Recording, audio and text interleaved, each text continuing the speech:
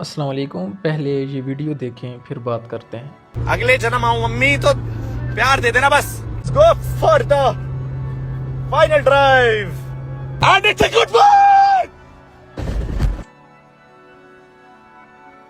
UK07 rider India के बहुत ही famous creator हैं और आप सब लोग भी इनको जानते होंगे। और सबसे पहले मैं आपको बताना चाहता हूं कि UK07 राइडर मेरे लिए सिर्फ एक क्रिएटर नहीं बल्कि मेरी मोटो व्लॉगिंग जर्नी की इंस्पायरेशन है, मेरे आइडियल हैं। मैं उनसे इतना इंस्पायर हुआ कि मैंने अपने चैनल का नाम भी उनके चैनल से इंस्पायर होकर रखा।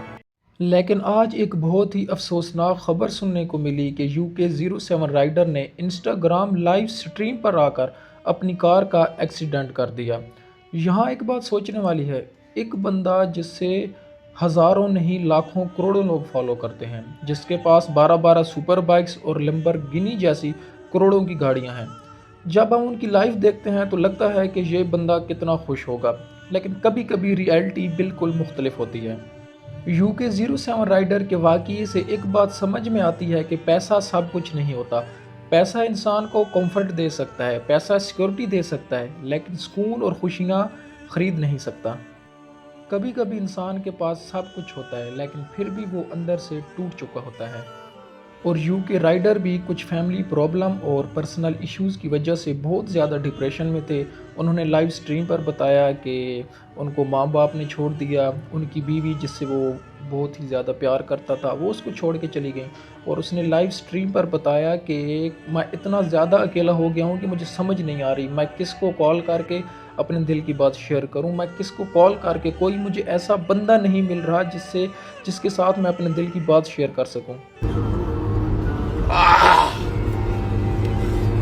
हिम्मत भी बहुत बहुत हिम्मत लोग ही नहीं बच्चे किसको फोन करूं। और मैं यहाँ पर एक बात शेयर करना चाहता हूँ, अल्हम्दुलिल्लाह बीइंग ए शिया मुस्लिम हमारे अकीदे में मायूसी का कोई मकाम नहीं।